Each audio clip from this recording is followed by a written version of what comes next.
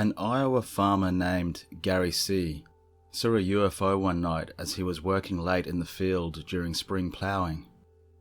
The next morning over breakfast, he learned that his wife Melanie, his 14-year-old son Jake, and his 12-year-old daughter Lisa had also seen the bright object as the kids were getting ready for bed.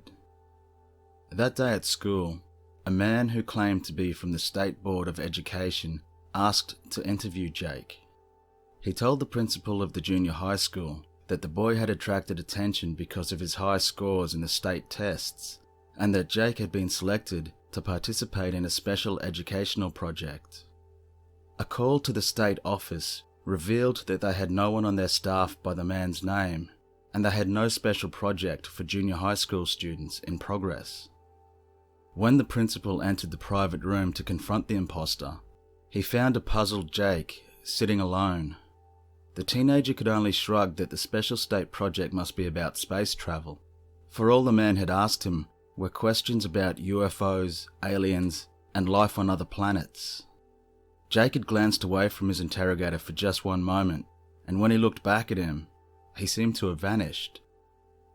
About the same time that Jake was being interviewed by the mysterious stranger at school, out on the farm, Gary and Melanie received a visit from two men dressed in black while they were eating lunch. The men identified themselves as agents of a special government task force investigating UFOs, and said that they had learned that the family had sighted a bright object in the sky on the previous evening. Melanie and Gary were puzzled, since they had not told anyone of their sighting. The alleged government agents suddenly adopted a threatening manner and demanded that Melanie and Gary turn over any photographs they may have taken of the UFO. The farm couple said they had taken no photographs, but the two agents refused to accept their denials and threatened that they had better cooperate if they knew what was good for them. "You must cooperate," the taller of the two men said, "for your own good, the good of your country, and the good of your world." Later that afternoon, Gary was certain that he saw two men watching him from the shadows of his machine shed while he fed cattle on the feedlot.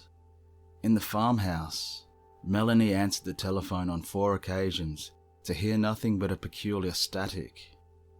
Finally, on the 5th ring, a voice in a strange accent told her to forget all she knew about UFOs, or terrible things would happen to her entire family. That night, shortly after the children went to bed, Lisa began screaming that some animal had crawled under her covers. When Gary and Melanie investigated, they found nothing. But then Jake yelled that his bed was jumping up and down. As they ran to his room, they could hear the thumping sounds of his bed lifting and slamming to the floor. Such poltergeistic disturbances continued on a nightly basis for nearly a week before dissipating.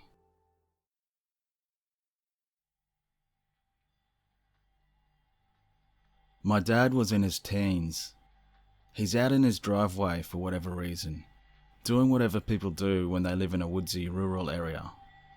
Suddenly, this big black car pulls into his driveway, tinted windows, completely black, and making no noise. My dad just kind of watches it pull in, not sure what to think. The door opens, and out steps a super tall, fair-faced white man. He has blonde hair, an extremely well-tailored black suit, and black sunglasses on. Right away, my dad could see there was something off about him. He looks too perfect. Flawless skin, a childlike smile, and very overdressed for a hot summer day. He looked distinctly out of place. The man walks up to my dad and asks for his name. My dad, who was around 15 at the time, asks him why he wants to know. The man smiles and explains that he just wants to ask him a few questions, and he means no harm. Bemused, my dad agrees, but is still wary of this strange man. First, the tall white dude asks my dad if he lives here. The man has a completely relaxed, non-confrontational tone, and seems almost giddy, like he was really excited to be having this conversation. His childish, overzealous grin hadn't faded in the least. He asked my dad if he had seen, felt, or heard anything that he felt was outside of the ordinary. My dad said sometimes, and again he asked why he wanted to know. The man just kept grinning, and by now, my dad was feeling pretty uncomfortable. He had never seen this guy before in his life. He didn't appear to be any kind of government agent. His behaviour was far too unusual. Suddenly, the man's demeanour completely changes. His grin disappears, and he looks worried. Without so much as a goodbye, he opens his car door, gets inside, and drives away.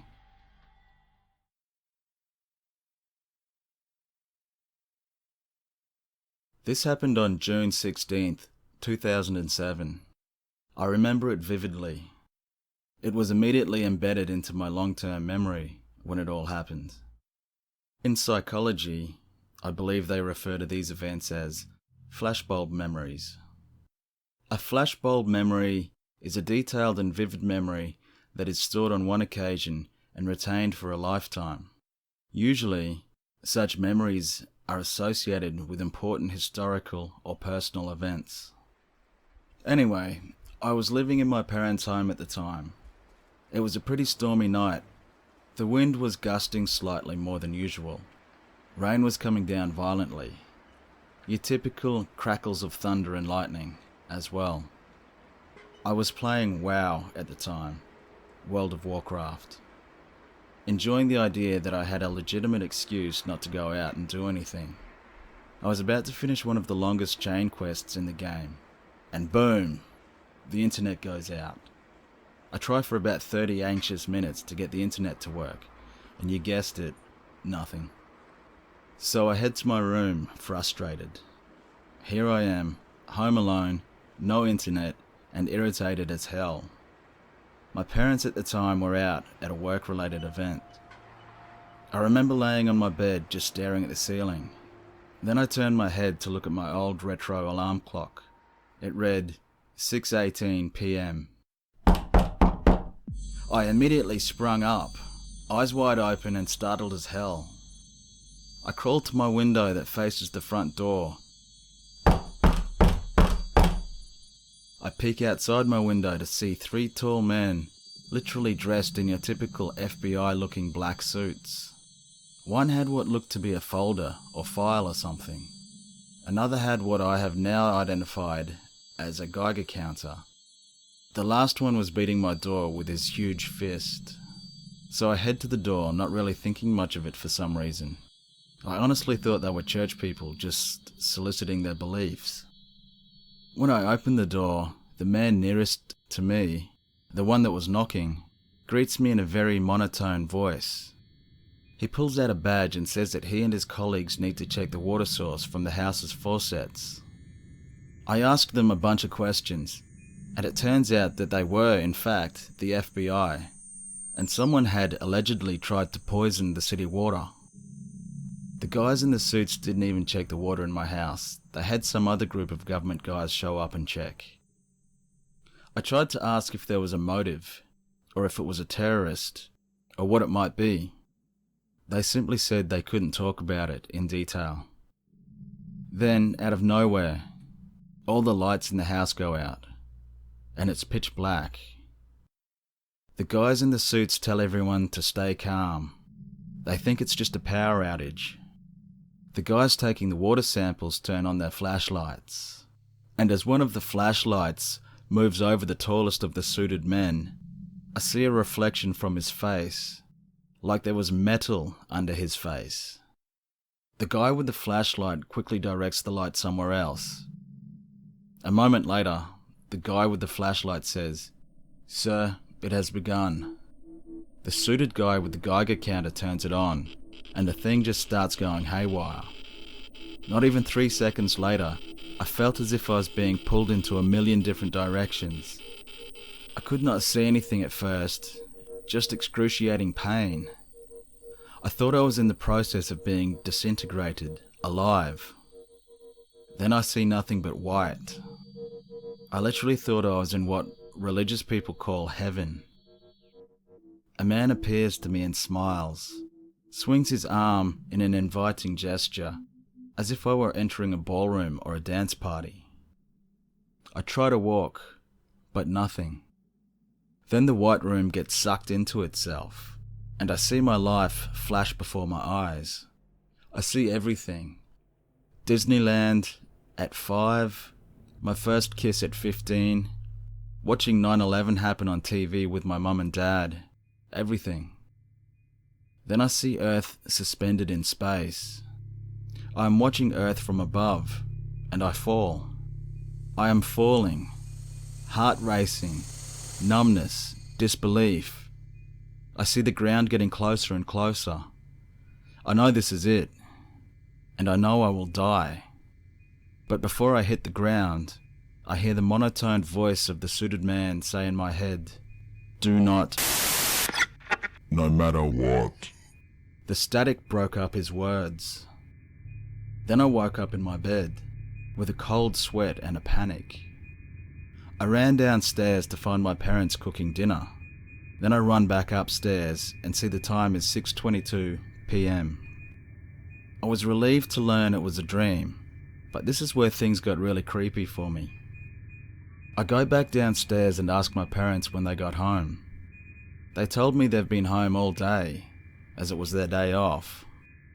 I asked how their company event went, and they said it was last week.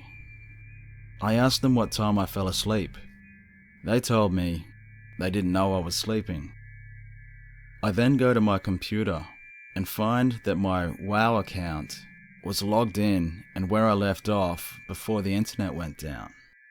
I checked my computer for the date, and it was the 23rd, not the 16th. I have literally no memory of a full week. I go back upstairs and see that it looked like someone had gone through my closet. I search around, and then freak the hell out when I find the exact same Geiger counter the FBI agent was holding sitting in my closet.